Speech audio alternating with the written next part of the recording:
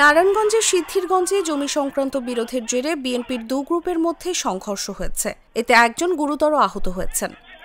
বৃহস্পতিবার রাত ৮টায় নারায়ণগঞ্জ সিটি কর্পোরেশনের ৬ নং ওয়ার্ডের সুমিলপাড়া এলাকায় এই ঘটনা ঘটে।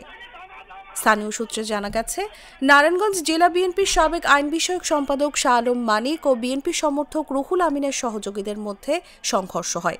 সংঘর্ষে বাবলু নামের এক যুবক গুরুতর আহত হয়ে নারায়ণগঞ্জ খানপুর হাসপাতালে চিকিৎসাধীন।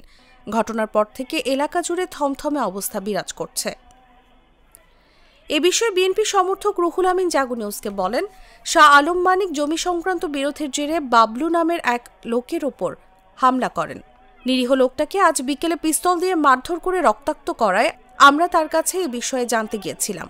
তবে আমরা যাওয়ার খবর পেয়ে মানিক পালিয়ে যান। আমি কারো উপর হামলা চালাইনি, মানিক মতির লোক, তিনি আমাকে ফাঁসাতে এই কাহিনী করেছেন।